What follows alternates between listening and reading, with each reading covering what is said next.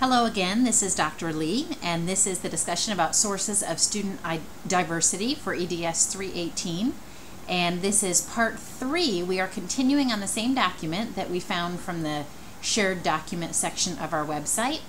And we're going to talk about the final few areas. And we're going to start with the area of exceptionalities. And when we talk about that area exceptionalities, we're basically talking about the two far-reaching ranges of a student need. There's gifted students, and that is basically the top 5% of the population. And just a reminder, we'll talk about this more in the course, but giftedness is not just academically smart or strong.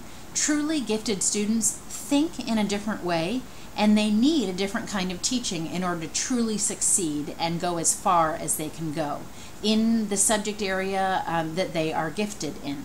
So usually about 5% of students are gifted, and then 10% of students have some type of condition that qualifies them for special education. And that could be a range of things. Several of them are listed here. We have LD standing for learning disabled, speech or language impairment, mental retardation, emotional or behavioral disabilities, OHI, which is other health impairment, which could include many different types of things, visual impairment, deafness or blindness, traumatic brain injury, autism spectrum disorder. So you can see that this 10% of special education students is very, very diverse. And often students in this area of exceptionalities at the very high or the very low range need a different type of education. Now, many times they are in our classrooms, and we need to know about them and how to teach them well. But many times they are out of the classroom and need other things. So I want to draw your attention. You notice in this section, I wrote 3 things here. And if I were you, I would highlight these 3 terms: mainstreaming, accommodation, and modification, because you do need to know them. And let me tell you what they are. First of all, mainstreaming, that's when you put students in what's called the least restrictive environment, LRE. And you've probably heard about this law before, United States law, that says that students should be able to be the least restricted. And what that ends up meaning is that as much as possible, students should be in the regular classroom for as much of their learning as possible. That's considered the least restrictive. It holds them back the least. And it's to their benefit to be with the normal range of students as much as possible, instead of being restricted to students who are always in the lower 10% or who struggle in different ways.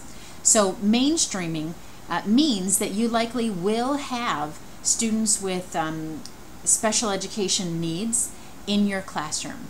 And you will hopefully have some resources to help you know how to best teach them, but not all the time. And you may need to find out for yourself how to work best with them. And there are 2 key terms that we talk about as far as what to do with students who have special needs.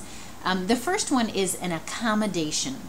Accommodation is when we adjust the curriculum, the instruction, learning tasks, assessments, or the materials to make learning accessible to students.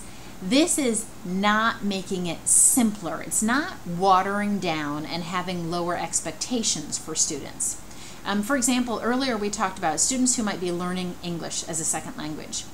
And they still need to know about the American Revolution, for example.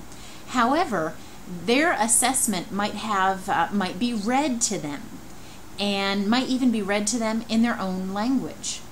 That is an example of accommodating, where they still have to know the same things, but you're going to go about it in a slightly different way for them.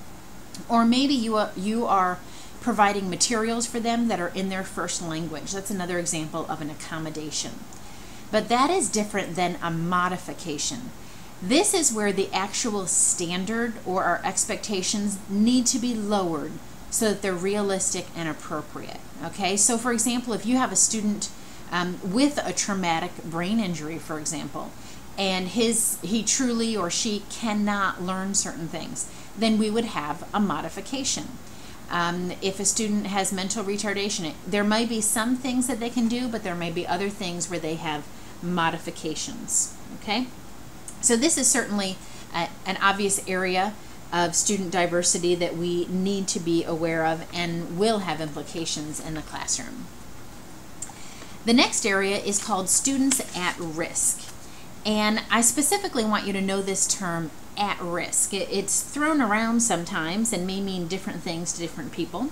But technically, an at-risk student is not able to acquire and or use the skills necessary to develop their potential and become productive members of society. And it sounds terrible to even say that, you know, that someone can't become a productive member of society, because obviously God can step into any and every situation, and we should never give up on a student. In fact, I'm not even suggesting that these are students that we would give up on. But some students face challenging situations that are beyond their control and may even seem overwhelming to them and may seem overwhelming to us. These could be students who maybe they're homeless, or they're in such terrible poverty. You know, what if someone, you know, a student of yours lives in a drug house or is regularly exposed to exceedingly dangerous or violent activity? Those are things that put a student at risk, and they may or may not be able to succeed in the classroom. But we want to do everything we can to make them succeed. And so some things that they need and implications for us is that they need a warm and supportive atmosphere to learn in. We should have high expectations of them. Just because someone comes from such a difficult background doesn't mean they're not capable to learn all that they can. It doesn't even mean that maybe they're not gifted in some way, but they've never been in a type of situation where someone even thought that they could have that kind of ability. These students do well when they are encouraged to identify some way with their school. Maybe they're involved with the sports, or maybe there's some part of the school that they have a real identification to and they're involved in. So it's good for them to be involved in something. They will need extra support from us. And remember what I talked about earlier in a previous video. These students need to be reminded, we need to reinforce that they are the ones who make success possible, that they are not a victim of their circumstances and they can change things. So keep those things in mind when working with at-risk students. And the final category that we'll talk about is socioeconomic status, often abbreviated as SES. And this has to do with a family's relative position in the community, and it's determined by a range of things. This is not just money, but it's a parent's income, plus their occupation and their level of education. So you may hear that someone is from a low SES, a low socioeconomic status, or a high SES. But research has shown that socioeconomic status is often linked to intelligence, achievement test scores, grades, truancy, dropout, and suspension rates. So when you have a student or maybe you're in a whole population of students from a lower socioeconomic status, some things that have shown to be successful for them are, first of all, the importance of helping them to experience success. If they can grasp on and experience what it feels like to succeed and how to be good at something, you can build on that, and they can build on that success and add one to another. Also, they deserve and need great teaching. They need good teachers in order to do well. We do need to have realistic expectations. They can't be so high that they're never able to succeed. Capitalizing on their interests is a really important way, a good way to get them involved and to, again, help them experience that success. And then, of course, along with everything we've been talking about, including a variety of instructional approaches, so that we can learn what is it that these students need, how can they be the most successful in our classroom. So that, in summary, is 10, I believe, different areas, and there are even more ways that our students are diverse. But a couple of summary statements that I think could help you with some implications as well. First of all, to be effective in a classroom with this huge diversity of students, these are some things that you as a teacher should commit to doing. First of all, getting to know all of your students. I mean, that's one of the main points here, is that you're striving to develop relationships with them and to know who they are and where they come from. Then you want to create an inclusive classroom. Everybody is welcome, everybody is understood, and that means that you're going to have to make some changes in your instruction and your management. And also you want to create a classroom environment that promotes positive behavior and enhances student learning. So you're doing everything you can to make sure that this is a good place to learn and where students are achieving success. Here are some tips for how to create a supportive and caring environment. Celebrating diversity, we talked about that. Having high expectations for students, believing that they can succeed. Encouraging them. If you are not an encourager by nature, learn to be one as you're learning to be a teacher. Learn how to encourage. Students thrive on it. They need it. Respond to everyone enthusiastically, even and especially your most challenging students.